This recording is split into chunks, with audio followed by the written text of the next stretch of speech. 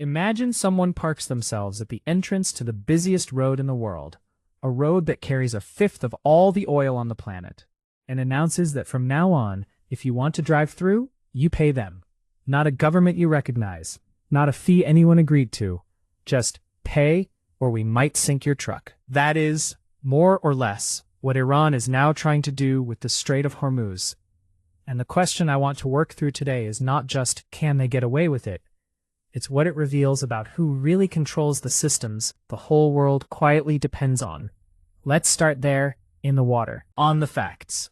The Strait of Hormuz is a narrow choke point at the mouth of the Persian Gulf, and roughly one-fifth of the world's oil and gas passes through it. It has been a flashpoint all year, since the war between Iran and the US and Israel that began back in February. Iran did something audacious. It created a body it calls the Persian Gulf Strait Authority, and declared that no vessel is permitted to pass through the Strait of Hormuz without a valid passage permit that Iran issues, and increasingly without paying a toll. Iran is asserting that the waterway won't fully reopen until, in the words of its Supreme National Security Council, the United States corrects its behavior, ends the war, and compensates Iran for damages, among other demands. Now, Fortune ran a piece this week with a phrase I think is exactly right. So let me borrow it. They called this a mafia-style protection toll, because that's the structure of it. You've got an actor asserting control over something it doesn't legally own, and charging for safe passage, with the unspoken alternative being that passage might not be safe. And Iran has floated eye-popping numbers about what this could bring in, figures in the range of $20 billion a year, so the story writes itself. Iran seizes the world's oil artery and prints $20 billion. Scary, simple, and, I'd argue, mostly wrong. And the reasons it's wrong are the actually interesting part. Let me give you the critical breakdown because there are three big holes in the $20 billion dream. First, the legal problem, and it's not a technicality. Under the International Law of the Sea, a framework called UNCLOS that has underpinned global trade since after World War II, ships have the right to what's called innocent passage through territorial waters without paying transit fees. The Strait of Hormuz isn't even entirely Iran's. It's split between Iranian and Omani territorial waters.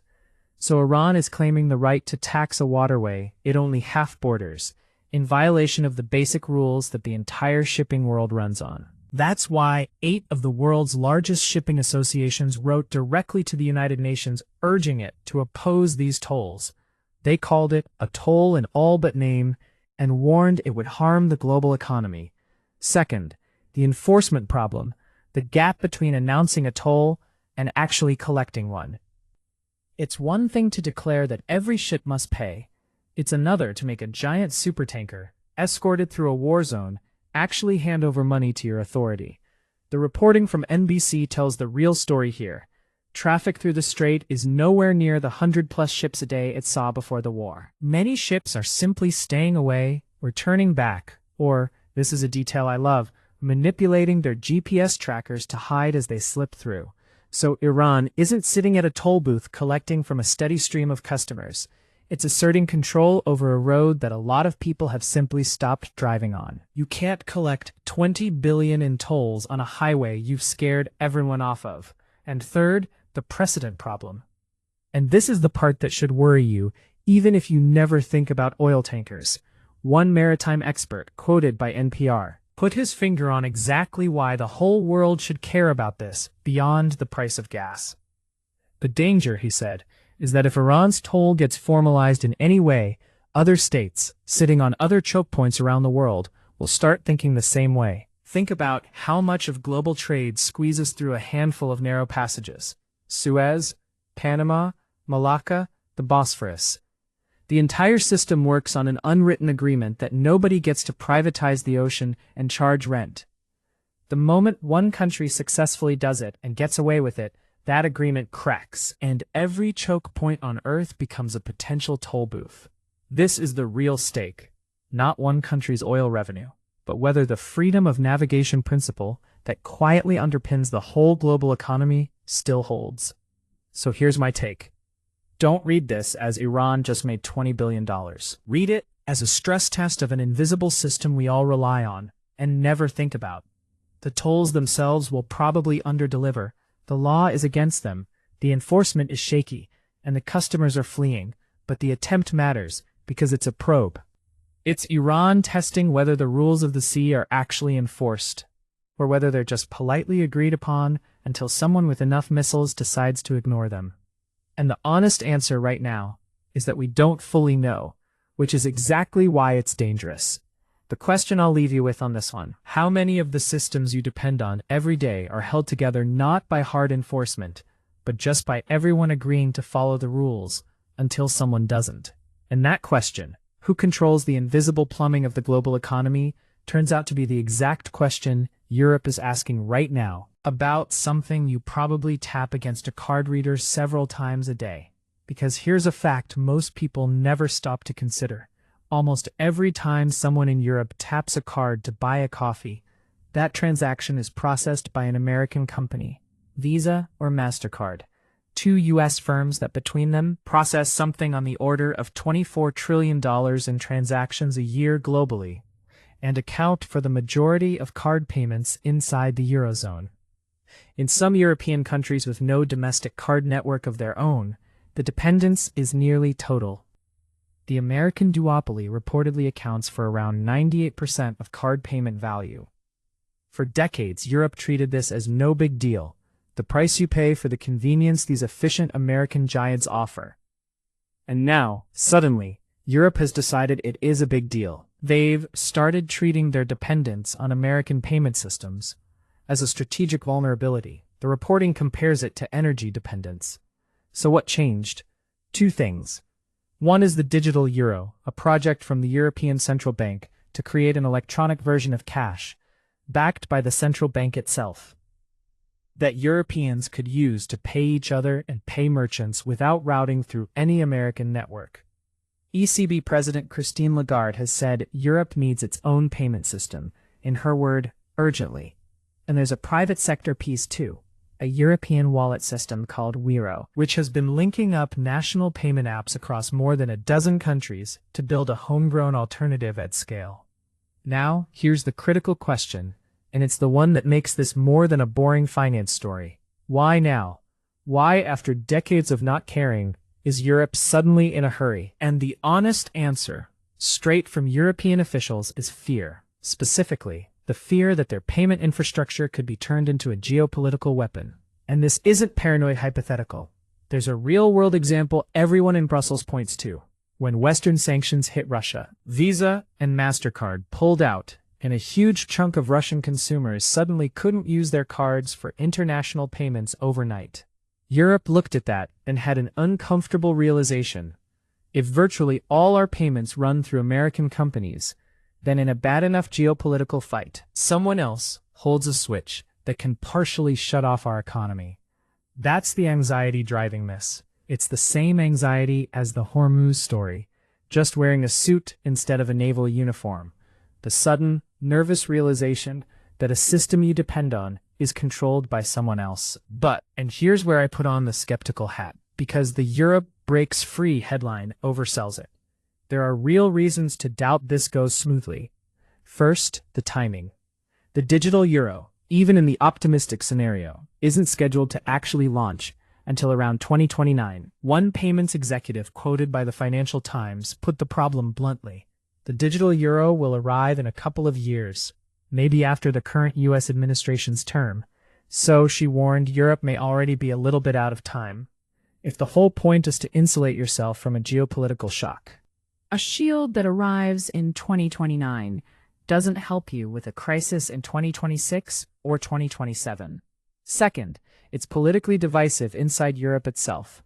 Some banks are lobbying against the digital euro, worried it'll undermine their own private payment businesses, and a key European Parliament vote is expected to be close. And third, the deepest critique from one financial analyst I'll paraphrase: the real question isn't whose logo is on your card. It's who controls the rules of the underlying rails, and whether Europe can build a genuine alternative without turning payments into what he called a political trophy. Something you build to make a point rather than because it actually works better for the person buying coffee. This is a genuinely important story that's easy to ignore because payment infrastructure sounds impossibly dull. Don't ignore it. What Europe is really doing is trying to reclaim control over a piece of invisible plumbing it outsourced long ago, and only now realizes it can't easily take back. And whether they succeed or not, the lesson for the rest of us is the same one from the Strait of Hormuz. The systems that feel neutral and permanent and just there, the shipping lanes, the payment rails, are actually controlled by specific people in specific countries, and that control is worth paying attention to before a crisis forces you to. The comfortable era of "it just works, don't ask who runs it" is quietly ending, in the water and at the card reader both. All right, let me bring this down from grand geopolitics to something you can literally do in the next 60 seconds, and end on a story where the news is genuinely good, as long as you read it carefully. A new study out today says that taking the stairs could significantly cut your risk of dying from heart disease. And I want to do two things with this: tell you the real, useful, encouraging finding, and then show you how even a feel-good health headline needs the same critical eye we just used on oil tankers and payment cards. First, the finding. Researchers at the University of East Anglia and Norfolk and Norwich University Hospital published a meta-analysis. That means they pooled together the results of 9 separate previous studies, covering more than 480,000 adults, and looked at the data over a median of about 14 years, and the numbers are striking. People who regularly climb stairs had a 39% lower risk of dying from cardiovascular disease, and a 24% lower risk of dying from any cause at all, compared to people who didn't climb stairs. They were also less likely to have heart attacks, strokes, and heart failure. And the encouraging part for those of us who are not athletes, one of the studies suggested that climbing as few as 6 flights of stairs a day, that's roughly 60 steps, was enough to show a measurable benefit. As one of the researchers put it, even brief bursts of activity have real health impacts. And short bouts of stair climbing are an achievable target you can build into a normal day. And I want to be clear, this is genuinely good, genuinely useful information, and the underlying message, move your body in small ways throughout the day, it adds up, is about as well supported as advice gets. Cardiovascular disease is the leading cause of death in the world. If swapping the elevator for the stairs a few times a day meaningfully cuts your risk, that's a free, powerful intervention available to almost everyone. I'm not here to talk you out of the stairs. Please, take the stairs. But here's the critical literacy part, because it matters for how you read every health headline for the rest of your life. Look at that word meta-analysis again, and look at what these studies actually measured. They observed people's existing habits, who climbs stairs and who doesn't, and then tracked who got sick. That is what's called observational data, and it shows correlation, not proven causation. And there's a specific trap hiding in it that scientists call healthy user bias. Who is the kind of person who regularly climbs stairs instead of taking the elevator? On average, it's probably someone who's already more mobile, already more fit, already lighter, already healthier to begin with. So when you find that stair climbers have healthier hearts, you genuinely cannot fully separate the stairs made them healthy from healthy people are the ones who can and do take the stairs. The arrow might point the other way. A frail person with an already weak heart is precisely the person who takes the elevator, not because the elevator hurt them, but because their conditions sent them to it. Now, to be fair, the researchers aren't claiming they've proven stairs are a magic cure, and good science reporting includes those caveats. The study notes the optimal frequency is still uncertain. But watch how the finding travels. In the journal, its stair climbing is associated with lower cardiovascular mortality. By the time it's a headline, it becomes taking the stairs cuts your risk of early death. Association quietly upgraded to causation. Linked to, quietly promoted to cuts. And here's one more honest detail worth knowing. This particular finding was initially presented at a European Cardiology Congress back in 2024, and is now being published and recovered. So a chunk of what's running today as fresh news is really a repackaging of results that have been around. That's not a scandal, it's just how the science news cycle works. But it's exactly the kind of thing that should make you read New Study Says with a slightly raised eyebrow. So my take on this one is a friendly one, but it's the same discipline as the other two stories. Take the stairs.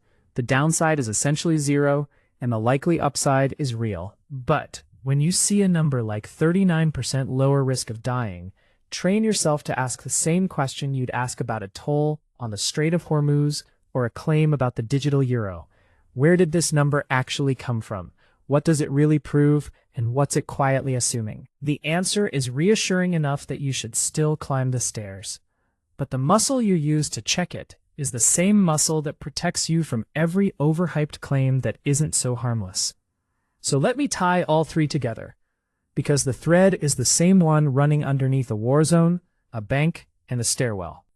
In the Strait of Hormuz, a system everyone assumed was fixed and neutral, the freedom of the seas, turns out to be something someone can try to seize. In Europe, a system everyone assumed was neutral and permanent, the card in your pocket, turns out to be controlled by someone who could, in theory, switch it off. And in that stairwell study, a number everyone reads as a simple fact, 39% lower risk, turns out to rest on assumptions worth questioning. In all three, the lesson is to look underneath the thing that presents itself as settled, neutral, and just there, and ask who actually controls it and what it's really built on. So here's what I'll leave you with. The most important systems in your life, the ones moving your energy, your money, and even the advice about your own body, tend to feel invisible and permanent, right up until the moment they don't. The people who stay a step ahead aren't the ones who react fastest when a system breaks. They're the ones who were already asking while everything looked calm, wait, who actually controls this? And what happens if they change the rules? Ask that question early, about the things that seem too solid to question. And seriously, take the stairs while you do it. Take care of each other, and I'll see you next time.